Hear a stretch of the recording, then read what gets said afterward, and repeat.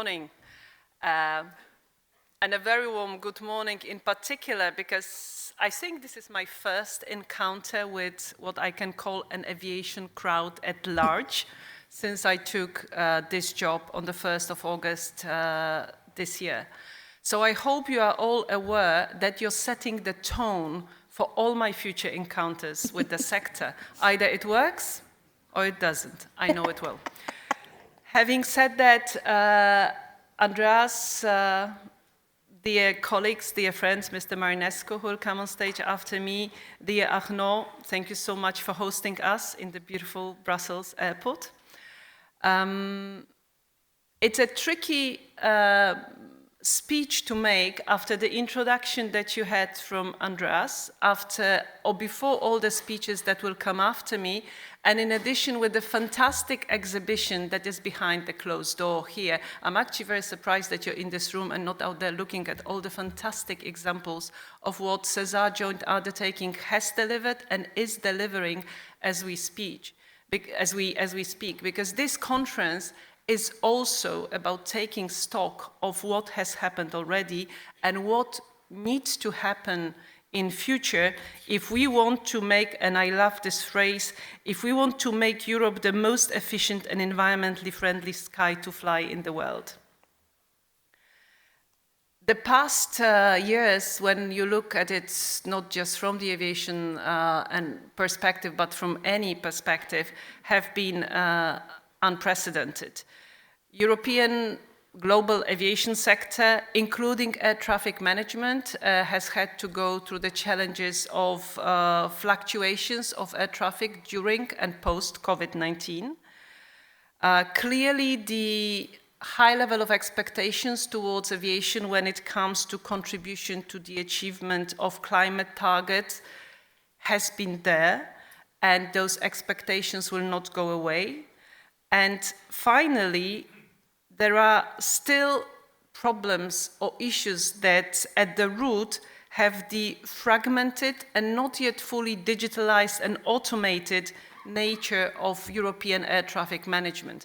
And I know that, and you know as well, that one of the reasons why SESAR Joint Undertaking was called into being was exactly to help us to address that fragmentation, technological development, digitalization, automation, so on and so forth. And I would also like to remind all of us that a joint undertaking is a funny creature in the European framework of things we put in place. A joint undertaking is an entity where partners from all sectors meet, where they should have it easier to interact between themselves, very often in a situation where they would not have met otherwise, was it not for a joint undertaking. And SESAR JU is exactly that. It's a unique platform to find joint approaches between traditional actors and providers of disruptive technologies, and the word disruptive is obviously very important when we talk aviation, between entities from all corners of Europe and beyond, and last but not least, and trust me, I know what I'm talking about, between public and private partners. And for that, a big thanks to SESAR Joint Undertaking. I'm using this opportunity also because this is my first occasion to address Andreas and his team through that speech. You heard all about the numbers and achievements of SESAR JU already. 127 projects ready, concluded, looking to be used in practical applications. But a lot is happening now with new calls being launched, being funded with Horizon money, being also funded with Connecting Europe Facility money. But the real added value of all those projects stem from the fact that they are really driven by the need to find practical solutions to real-life challenges, like the ones I mentioned at the beginning, like the environmental footprint, fragmentation of the air traffic management, or performance indicators. For all of that, there is room for improvement. If I If I focus just for a second on this question of environment, because it has been a driving force behind many discussions that you and us on the Commission side and on the side of the Council, European Parliament, and all other institutions have had over the last couple of years, air traffic management does and will have an important role to play when it comes to addressing those challenges of sustainability and decarbonization. Aviation, as you know very much and very well, is at the front and center of the decarbonization debate. And it does face an issue of a public perception, if I may call it like that, of all matters related to aviation and its environmental performance. That calls for ambitious responses, and I'm happy to note that the sustainability and decarbonization and overall environmental performance is a primary goal for all actors who need to speak up when it comes to that topic. The sector has been a frontrunner in using modern technologies and innovative solutions, and it is and will be expected to set high-level and ambitious targets and implement innovation in a way that it will deliver the transformation that is so badly needed. It will not happen today, it may not even happen tomorrow, but it will happen. And for that, the work by and of SESAR Joint Undertaking is absolutely crucial.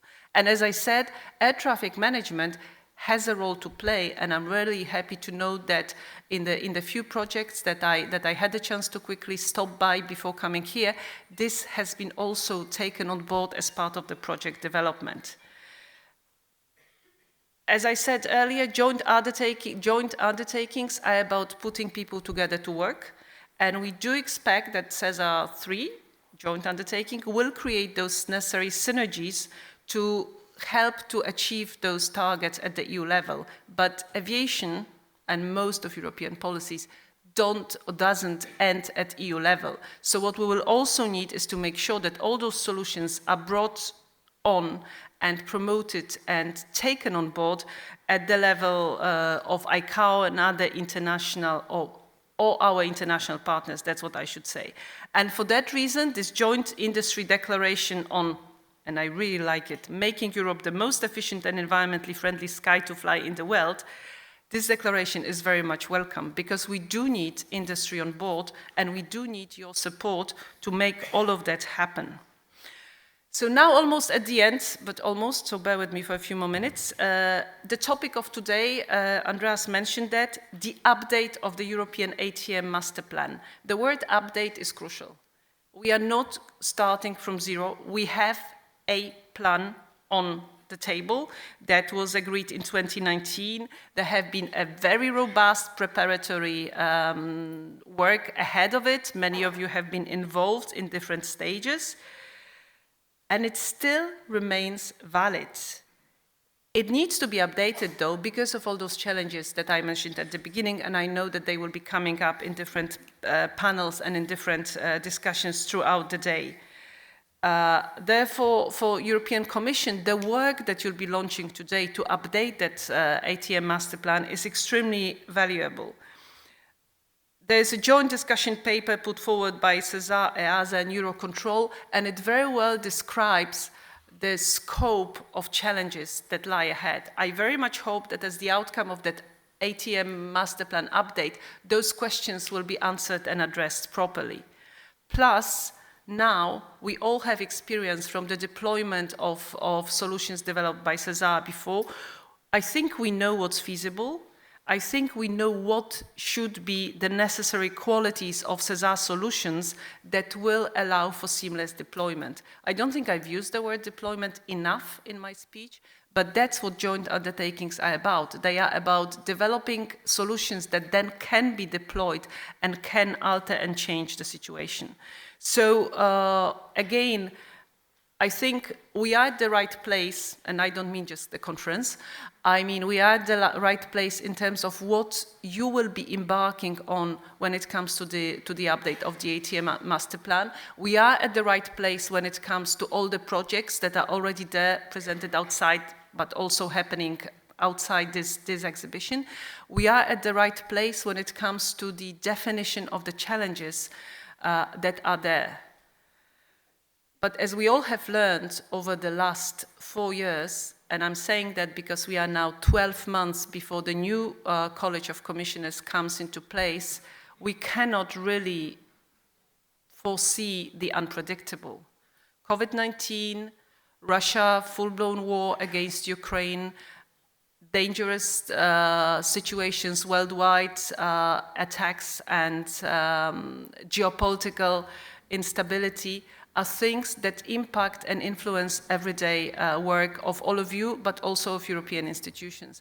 I very much hope that over the next 12 months we will have a lot of occasions to discuss what are the lessons learned from the past 4 years, what are the lessons that we absolutely need to take forward for the future, so that also with the next College of Commissioners we will be able to do what we have done, I believe, quite well over the last 4 years. It's been challenging, it's been difficult, but European Union has demonstrated resilience, resolve, clarity of purpose, and also courage of taking up solutions that 5 or 10 years ago we would not be able to undertake.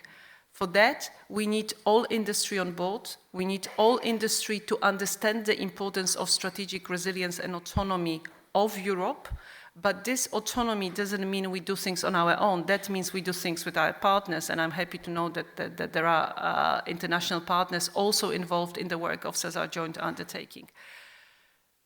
So to sum up, a lot has been achieved, but the list of challenges that are still ahead for SESAR Joint Undertaking, but also for everybody in the room, is not short, because the world outside does not stop at throwing challenges at us.